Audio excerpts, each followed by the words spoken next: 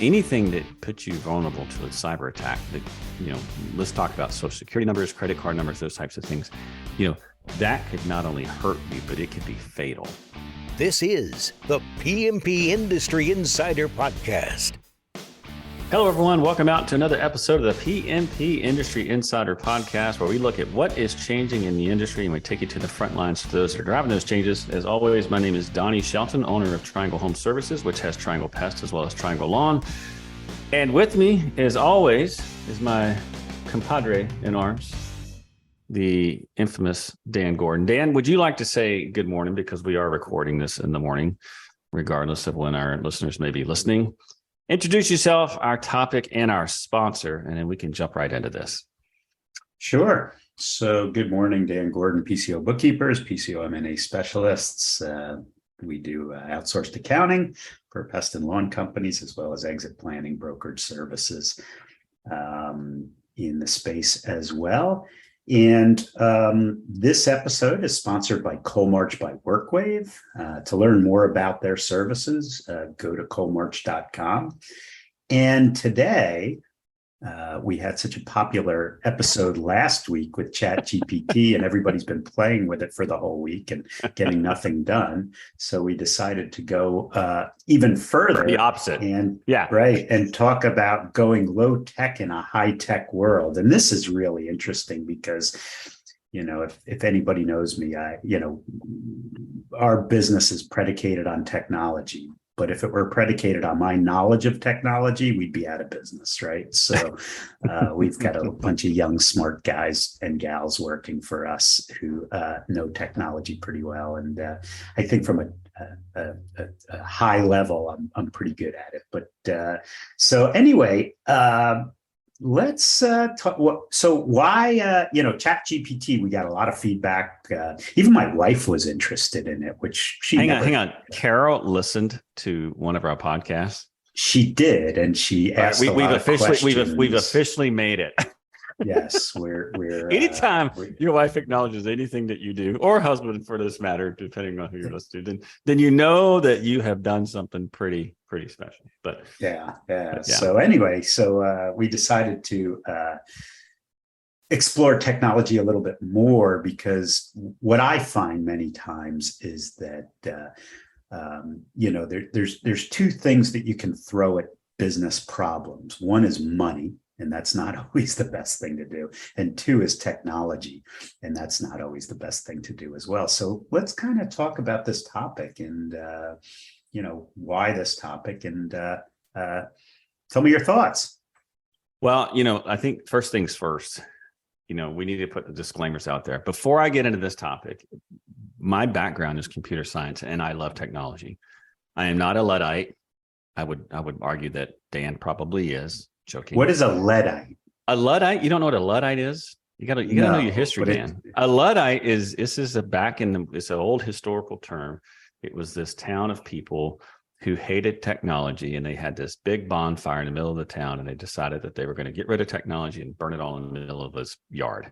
And they became known as the Luddites because it was a movement to be anti-technology. So there's your historical lesson. Wait. When was this? Oh, this is, man, I don't know, 1800s. I mean, look. So they were burning their abacuses. I mean, what kind of technology? Hang on. So here's what I'll tell you. Go to Wikipedia and look up Luddites. Okay, 19th century. Okay, 19th century. I just Googled it real quick as we were talking. So anyway, all right, yes. So why this topic? I had a situation happen. So Dan never is bashful about talking about the fact that I have an airplane and that I fly a lot. And, I am pretty close to that industry.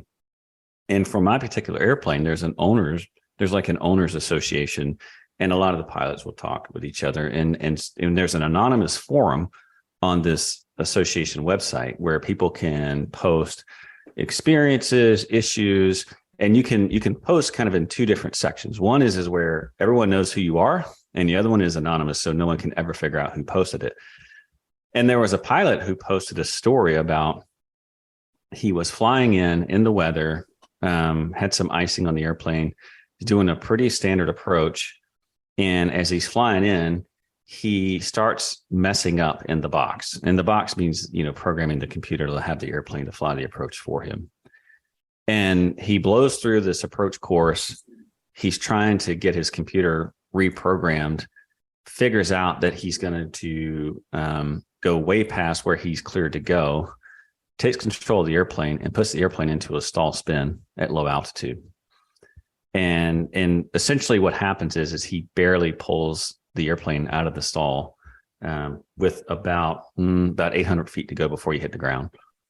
And, it's an interesting thing because this happens a lot. When people get really, when they get very dependent on technology, they kind of forget the big picture, and in flying, the number one thing is always, you got to fly the airplane, right? And, one of the things that we were trained in the Air Force is that if the airplane's not doing what you want it to do, cut the autopilot out and fly the airplane. In this case, the guy posted the story, and it was it was one of those stories where like, hey, learn from this. I should have just disconnected the autopilot. I should have just flown, reset, and then gotten everything set up. But instead, he fought the computer and almost killed everyone on board. And that story stuck with me because I've seen it happen a lot. I used to instruct, and I would watch the same thing happen. And it made me think about, Dan and I, or, we know quite a few owners. And this is something that I see a lot. And I thought, well, we just talked about ChatGPT. We just talked about all the benefits of technology, but let's not forget, fly the airplane. In this case, run your business. And so I thought it would be great for us to get an episode where we talk about, what's the core thing that we do, and really how does technology support that, not, become that. And, one of the things that I think that a lot of people mistake is when they get into technology, at first it's like, wow, this can be a multiplier for my business. This can be something that, can make us more efficient, can make me more money or whatever.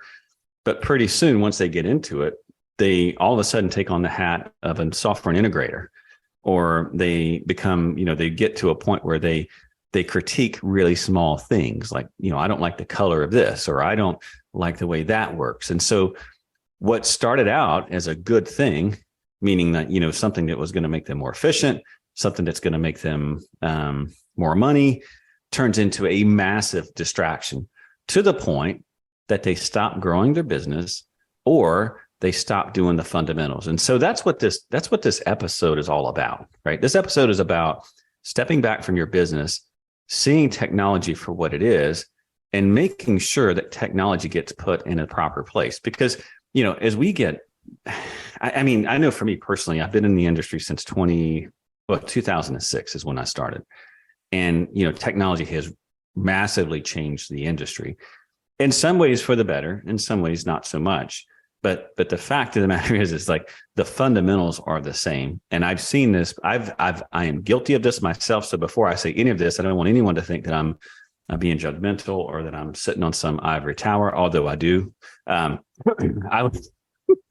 would say that, it is a really hard thing to do, to put proper technology in your business without it becoming a major distraction, and without it becoming something where you almost spend most of your time dealing with the technology than you do with actually running your business. So that's the setup. And I don't know if you have any thoughts on that before we jump into it, but that was kind of the reasoning behind. Well, I just know that when I was running our company, our pest control company way back when, salespeople were just starting to get laptops and whatnot, and now they have iPads, and that's pretty standard. But I just remember thinking that when you give a salesperson a laptop, he becomes a computer operator, he or she, as opposed to a salesperson. And so we overcomplicate it with the technology. A salesperson is a salesperson, and giving them the technology, sometimes it works and sometimes it becomes a total distraction. The other observation that I made is years ago, the collection efforts, right? We used to have a manual collection effort, and really it's all about calling the customer and asking for the money. It's not about sending emails and, giving them portals to go on and everything. And so those are a couple of the observations where I think that we over technology or over tech our businesses, forgetting what it is that we do. But those are two antidotes from a while back. So let's talk about how should, and by the way, this is Donnie's opinion, but how should I put technology in its place? And, I got to thinking about this topic a lot. And I think the first thing is it's really good as a business owner just to do a gut check. And what I mean by that is, okay, so technology, sometimes people think that technology is a strategy. Okay. Technology is not a strategy. Okay. Technology is there to support your strategy. And so when we talk about what do I need to do in order to put technology in its place, the very first thing, and I think this is very critical, and I think a lot of owners don't do this. And if you haven't done this, this is worth the hour or two, maybe even longer. It shouldn't take you that long to do this, but clarity on exactly what your business model is. And this has benefits well beyond technology. It also has benefits on focus. But, if you have not sat down and you don't fundamentally understand and have absolute clarity on what your business model is, meaning that you've not drawn it out, you've not written it down, and you can't explain it in 5 minutes or less, that's step number one. And what I mean by that is, let me interrupt you right here. Yeah. Because I used to do talks all the time, and I would always start it out, and haven't said it in a while, so I don't know what happened. But I used to say, we're in a simple business, not an easy to execute business. Basically, somebody has a problem. You go to their home or business, you solve the problem, and you set them up on a route. And you do that over and over again until you build several routes, and thereby building your business. That's how simple our business model is. And that's the reality, right? Is just sitting down and saying, okay, here's what I'm trying to accomplish. And I know that sounds obvious, but I'm telling you, when it comes to focus, I see people doing, and by the way, I'm not bashing bird work before I say this, and I'm not bashing crawl spaces and attic treatments and those types. If that's part of your business model, that's perfectly fine. All I'm saying is that what I see a lot of is people who are not very clear in their business model, and so they're not focused. And so what happens is like their attention is everywhere, and they suck at all of them. And so the reality of it is like, back up for a moment and say, okay, what is my end game? That's where we start. Every business will be sold, period, dot. Every single business will be sold. And at some point, you're going to get out of business. And so then you got to build a picture in your brain of like, what does that look like? What do I want? What's my goal out of that? And then from that, it's like, okay, well, now how is the business going to support that? And that could be freedom. That could be money, of course. That could be a number of things. I mean, you have to decide what that is. But reality of it is that once you decide, like, this is what I want my exit plan to look like, then you need to build your business to support that exit plan, whatever that is. So my point is that if you don't have clarity on what your business model is, what will happen is over time, you'll see opportunities. I mean, that's why you're an entrepreneur, right? That's why you're an owner. You see an opportunity and you're like, oh, that sounds great. I could go do that. Oh, that sounds great. I can go do that. Oh, that sounds great. And I could do that. And again, if you're intentional about it, that's one thing. If you're just kind of blowing and going, what's going to happen is that you're going to do a bunch of different services and you're going to suck at all of them. And so, first step before you even talk about technology is know what you're doing, right? Know where you're going. I mean, I know that sounds so basic and common, but it is rampant.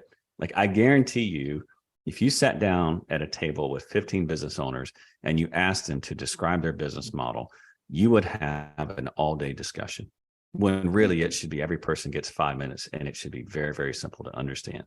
So having said that, I will tell you that Triangle's business model is to sell residential recurring services, period, dot.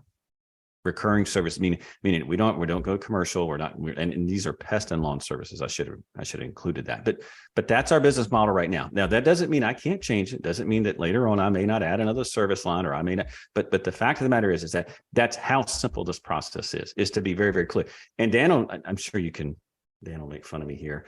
Dan's been in meetings with me and people start talking about all these different things they're doing, and it drives me crazy. This is a trigger for me because I'm like, what are you doing? Right? Let's just get focused on what we're doing. So enough of the soapbox. Dan, anything to add about a business model before we move on to our next No, next point about like I said, it's a very simple model. It's not easy to execute, but it's a very simple model. And once you understand that, then you can spec it out for technology, which I have some thoughts about. But let's move on. Yep. So second thing is, and again, this is putting technology in its place, is clarity on your processes. Whatever. This is something that I see a lot. And again, I'm not being critical, and I have fallen victim to this, but don't ever put software on a process. You always put a process on software. And let me just when you say wrote that, when you wrote that, and I hate to compliment you. That was one of the most brilliant things you've ever said. Can you repeat it? Oh gosh, well, man, a compliment from Dan on the podcast. Ladies and gentlemen, can you please mark this on your phones? I don't know. These don't come very often, but no, I will repeat it. And Dan's saying this because I put this on the outline, but it absolutely is true. And that is, don't ever put software on process, put process on software. And so let me explain what that means. When you think about your business model, like, okay, this is how we're going to make money. This is how I'm going to exit. This is my strategy. This is how I'm going to make money. This is how I'm going to build a valuable business. Then if you, and by the way, if you've listened to the podcast for any length of time, I'm an EOS fan. We're in the process of implementing it at Triangle.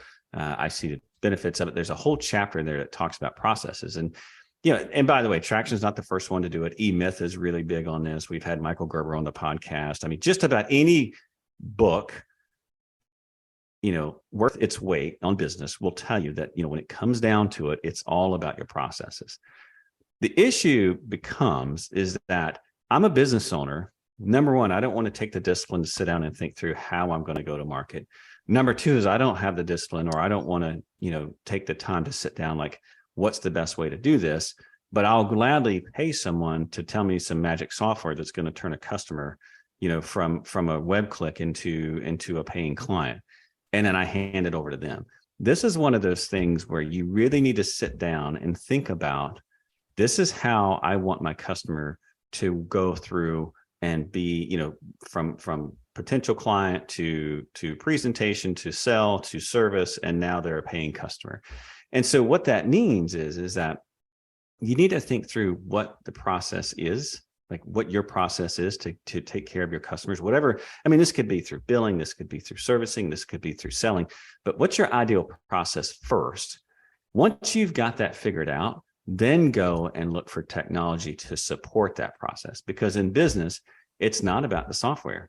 And oftentimes what I see a big mistake happen is that sometimes people don't think through their process and they put it on software, and it becomes so broken and so difficult. I mean, these are how bureaucracies get created, right? Is they don't think through, like, what's the most critical way to do something?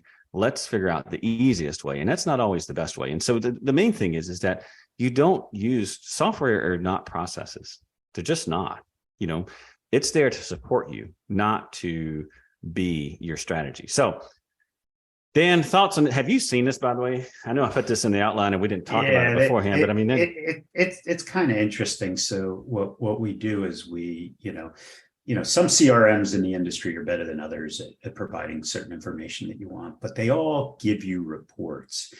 And what drives me nuts is when I go into a new client and they got some Excel jockey who exports everything to Excel, manipulates it, comes up with all these pivot tables and VLOOKUPs and everything to get to an answer that could have been answered by hitting a button in the software and running a report. But because it exports to Excel, that's why they do it. Not saying that Excel is not an awesome tool, it is, but a lot of these CRMs provide a lot of information. The other thing that I think is kind of interesting is that we get a CRM to run our business, then we get a Salesforce or one of the some other for sales and maybe one other program. So now we're running 3 databases, and then oh my gosh, I want to do this. I want to get information, so then I subscribe to some data warehouse. I can't tell you how many people I've seen go to data warehouses, pay a lot of money, and then come off it and go, this isn't right. And I know that you went By through the that way, process. I Talk am one about of that a those little bit. people. Yes, Yeah, yes, yeah. I am definitely one of those people. I'm not going to use names, but here's what I will say. Donnie, Shelton. Well, I mean, So- again, if you another point, if you've listened to the podcast, you know I'm not very bright, right? But I definitely what you This is just true. described, I have done, right? I have definitely, and let me just explain something. There is actually a discipline to back off and say, this is what's important and this is what's not important. And it's nice, but it's not essential, right? And if it's not essential, I will tell you 9 times out of 10, you are way better off not adding the complexity to your business than you are to put it in to get you that one stat that you think is going to change everything. And, that was in our case, that's where we fell down, was that we were trying to get stats that, did they really change the game? No, they didn't. You know what I mean? The stats were interesting to know, and they could change a little thing here and there, but we're talking about little 1%ers. We're not talking about the critical stats. I will tell you that almost all of your critical stats, most CRMs today in our industry can handle them, and you don't need a data warehouse. I'm not anti-data warehouse. But just what is a data warehouse? Just explain it. Yeah, so a data warehouse, there's different softwares out there. That I think probably the most popular one is a software called Snowflake. And all it is that you just pull disparate data sources. So this could be your CRM, it could be Google Analytics, it could be a host of different data, and you pull it all into one single database, and now you got your own database. And now what you can do is you can start aggregating this data together to give you different insights, which is a fantastic concept. It absolutely is.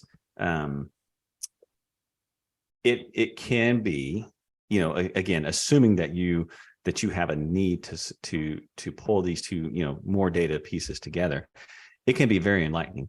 But the fact is, most people in our CRMs in our industry already support the critical things that you need to know. Now, again, I'm not telling you don't do it, and I'm totally against it. I'm not saying it at all. I'm just making the point that it's a high investment. I have not seen someone implement a data warehouse that has been a game changer. It has created, what I call the KPI buffet, where it creates, a lot of cool stats to look at. But the fact of the matter is that it doesn't bring a ton to the business when you look at the complexity that it adds, the amount of money and time that it takes to support it. That's my own experience. Not telling you that's it's everyone's experience. Not telling you not to do it.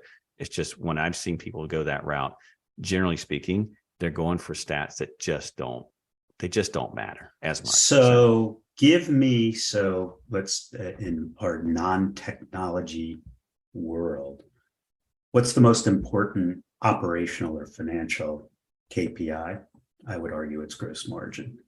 What's the most important or marketing? Because marketing comes before sales.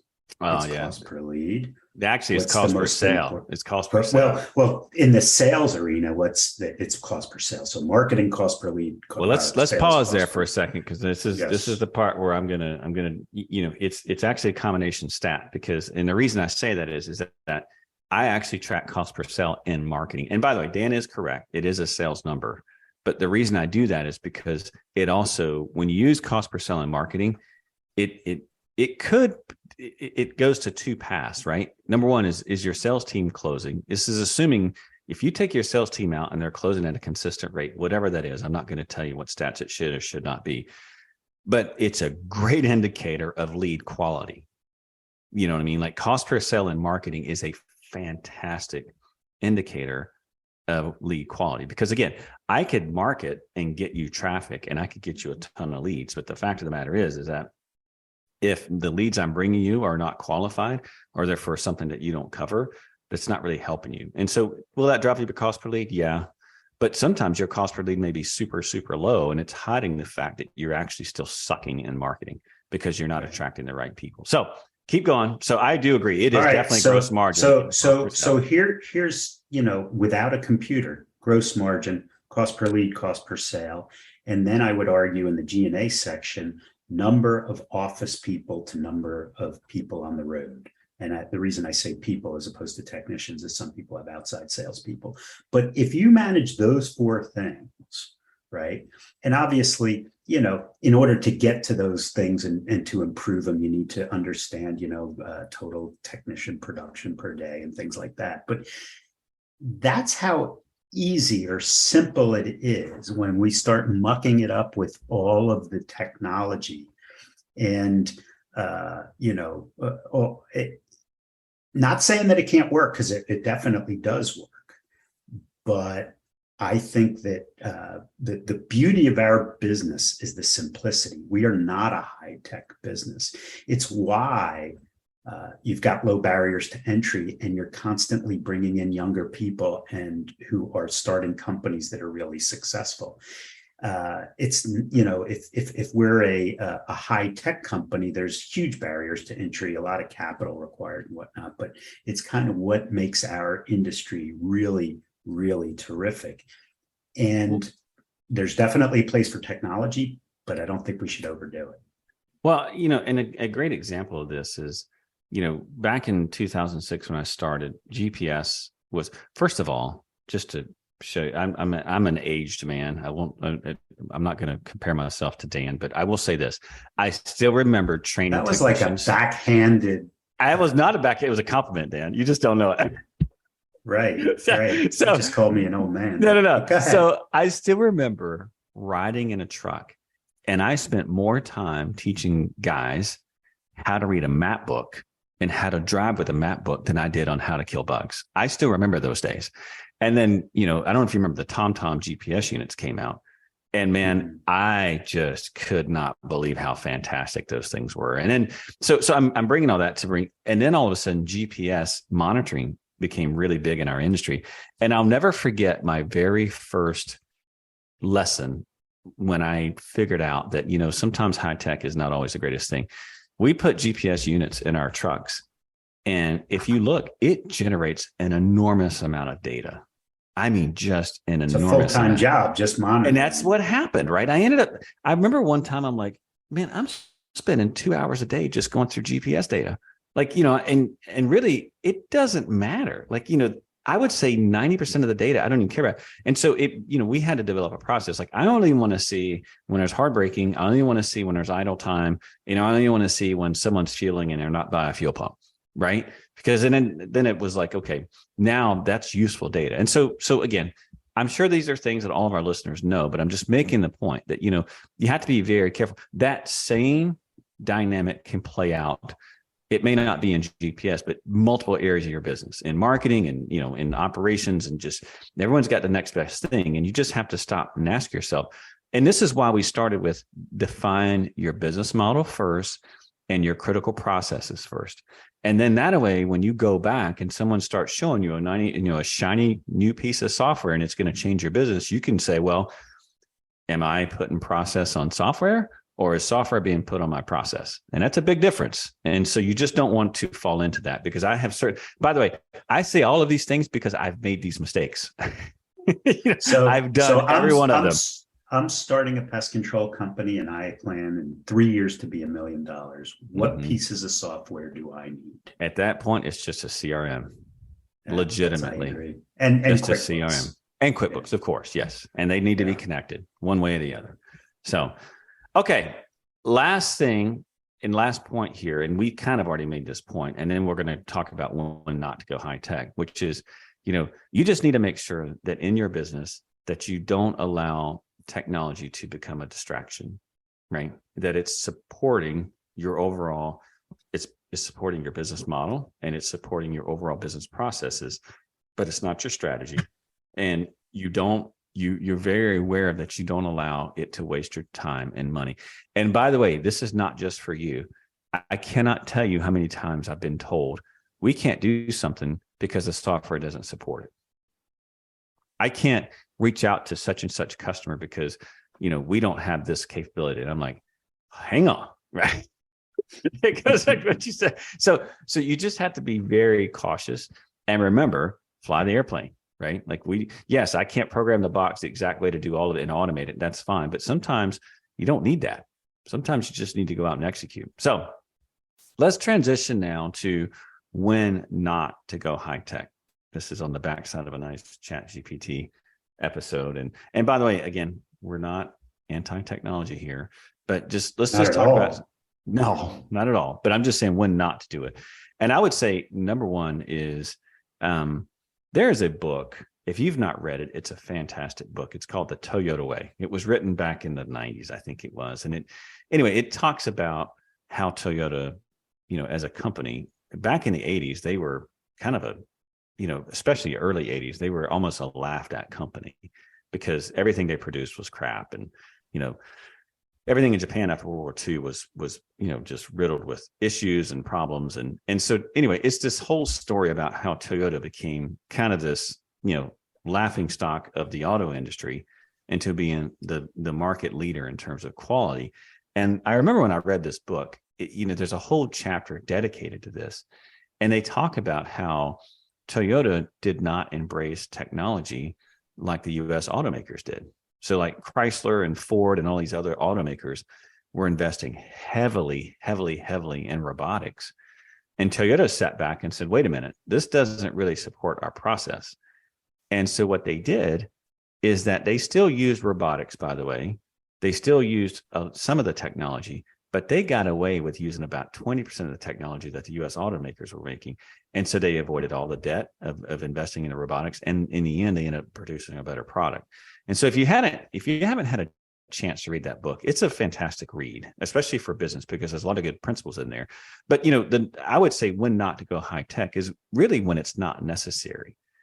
Adding technology and having great reporting, all those things are fine. But, this kind of supports the points that we've been talking about, which is if it's not supporting my business model and it's not supporting my processes, it's not essential. End of story, period, dot. Okay. Period, dot. And don't allow anyone else to tell you something different. And so, for me, I have fallen victim to this so many times because I have a background in software, I used to write code, and, I look at stuff, I'm like, oh yeah, that'd be easy to do. And then what happens is that over time, you add this little thing over here, you add this little thing over here, and you add this little thing over here. And then 3 years later, you're like, oh my gosh, we've created this whole other beast that we got to support now that doesn't even have anything to do with my business model, my processes. And so that for me, I would say use technology, but only when it's necessary. If it's not necessary, you can go without it and keep the complexity out of your business, because that's just another piece of software to keep up to date. That's another piece of software to train someone on. It's another piece of software that's bringing a little bit of value and a whole lot of cost. And when I say a whole lot of cost, I'm talking about cost in terms of, training, keeping it up to date, because it never breaks, right? It's kind of interesting. Somebody, a client of ours, switched their CRMs. Big client, probably $10 million client, and they said that they lost a year of their business. They just the conversion alone, just the complexity of it, the getting everybody, getting the data right, and then getting people trained on it. They lost a year of their growth trajectory. That's a different, that could almost be an episode of its own, because, one of the things I hear all the time is that we're considering switching software. We don't like such and such software. We want to go do that. And what I will tell you is, by the way, and I've done this, I'm on my third time now, and I'm not going to name names, but I've done this, and it was a massive mistake. It was a huge, I would put this in the top 3 when it comes to all-time gaffes of Donnie Shelton running Triangle. And that, at the time it made sense because our business, we were going to change our business model. And so we wanted to get software in place to support the change. And, just like what you said, Dan, it was such a massive distraction. It was such a burden on the business. It wasn't fatal, but we went from a Swiss watch to a freaking dumpster fire. And it takes months, if not years, to get back. And so, I'm not telling you don't switch softwares. All I'm saying is that you better make that decision very, very cautiously, because it's like most things, right? The grass is always greener on the other side. That's why people get married 5 times, right? You carry your problems with you. It's not like, and you want to make sure that the issues that you're having are technically software issues and not business issues.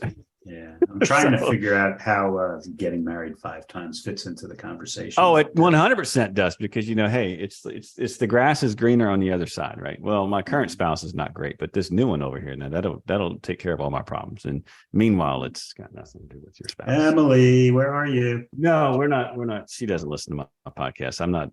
She hasn't. She's not.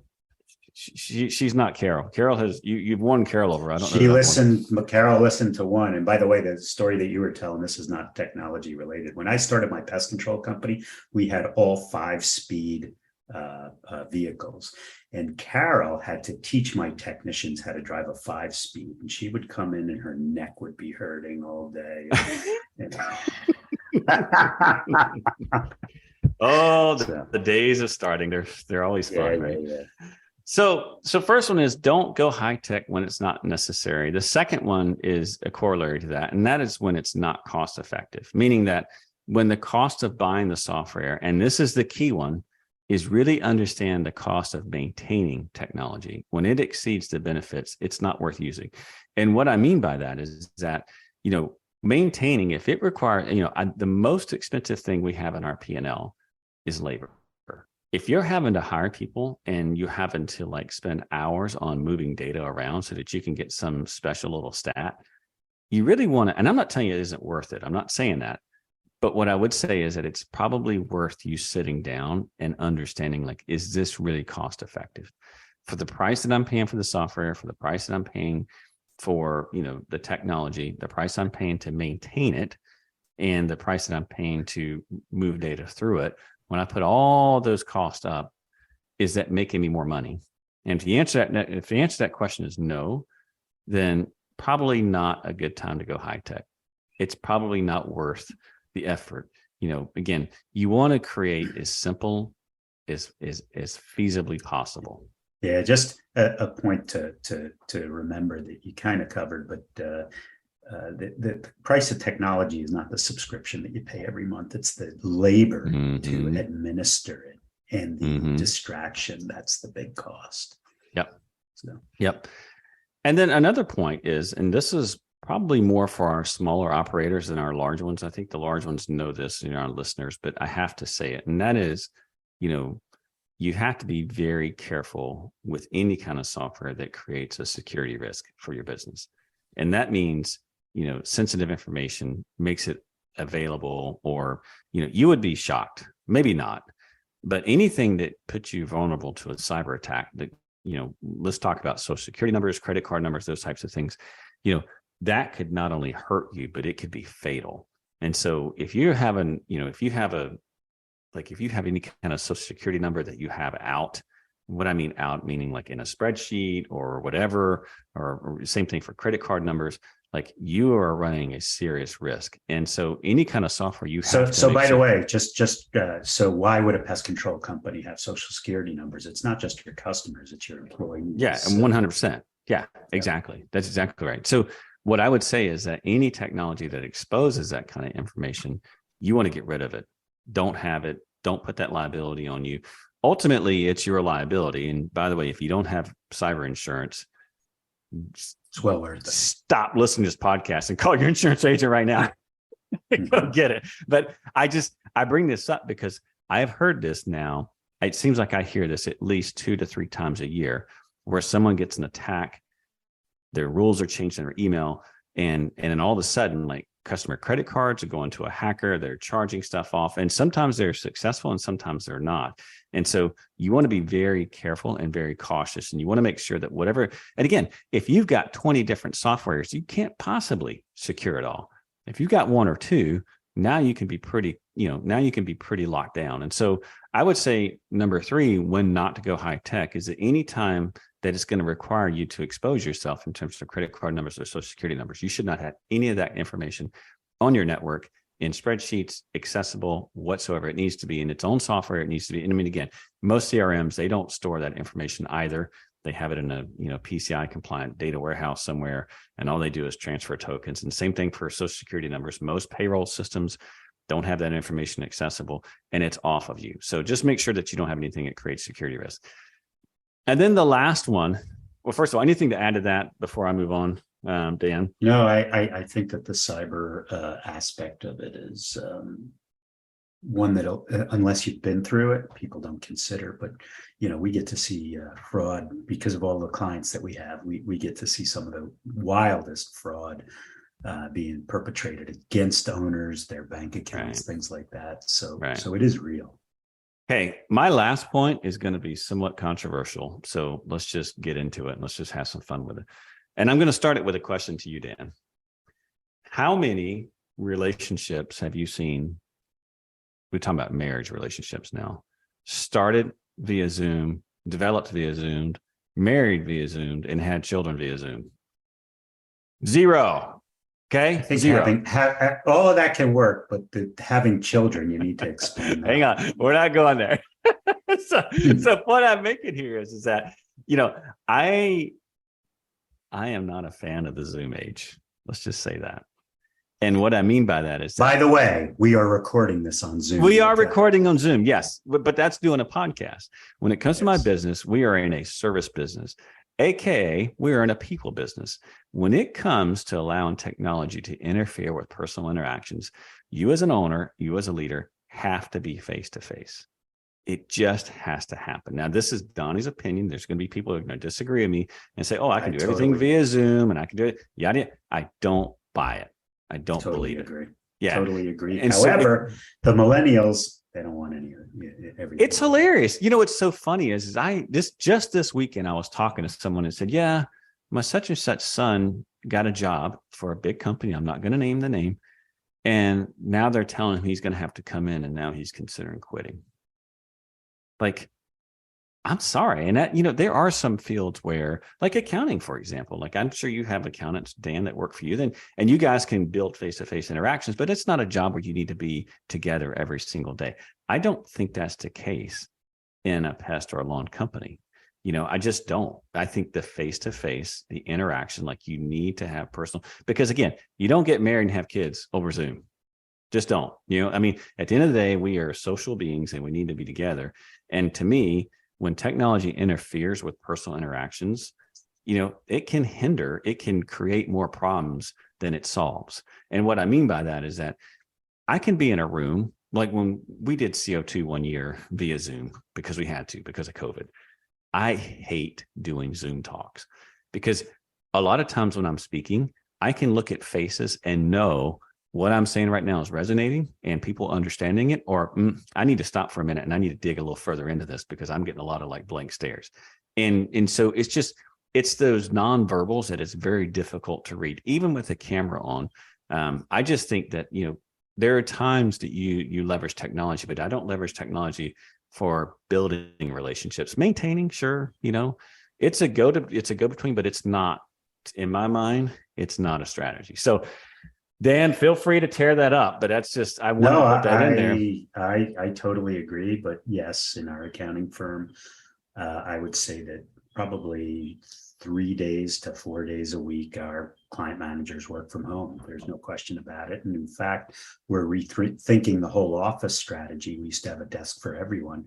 We're going to probably move into a smaller office, maybe 2 or 3 people to a desk because they never come in anyway, and then a nice sized conference room. But you're right. I think that face-to-face, especially in a customer service business, is extremely important. Okay. We're wrapping up here and I got one more thing for you, Dan, and then we're going to be done. Are you ready? Sure. I am reading, by the way, so this is not Donnie's original content. The Luddites were a secret oath-based organization of English textile workers in the 19th century who formed a radical faction which destroyed textile machinery. The group is believed to have taken its name from Ned Ludd, a legendary weaver, supposedly from Anstey near Lancaster, I guess that's how you say it. They protested against manufacturers who used machines in what they called a fraudulent and deceitful manner to get around standard labor practices. So there you go. Well, I have one that's really interesting. Okay, so that is your worker class or your socialist class saying, well, the technology is taking away jobs. Yeah. I came to Florida, got myself into a taxi cab, And it was in Orlando, and I had my hotel was on iDrive. So I took the taxi, and the taxi goes through a toll booth and pays the toll. And I said to the cab driver, I said, why on earth wouldn't you have a sun pass? And he looks at me and he goes, because that kills jobs. That's all I had to hear. Oh my, that's a good one. That's fantastic. It kills jobs. It kills jobs. That's the buggy whip. How come we still don't have buggy whips? Right. Even though we don't Horses have to have something to do. Yeah. That's right. So. Well, folks, you managed to do it again. You wasted yet another 40 minutes of your life with Dan and I. Just a reminder that all the resources and topics that we talk about today and any of our other podcasts are available on our website, pmpindustryinsider.com. Just take a look under the show notes. And as always, Dan and I are highly compensated for this podcast, meaning that we don't get paid. But if we do I shouldn't say if, we actually do like ratings and reviews. So if you have a moment, please review us on Apple, Spotify, Stitcher, however it is that you listen to us. Don't forget that we do have a YouTube channel. So if you want to see my ugly mug now, and especially Dan's beautiful face, you can reach us out. You can just go up on YouTube and just search for P&P Industry Insider Podcast, and you will find us. And with that, we're signing off. Dan, anything to add before we finish out? That's it. See you later. We'll see y'all next time. Take care now. Bye. Bye-bye.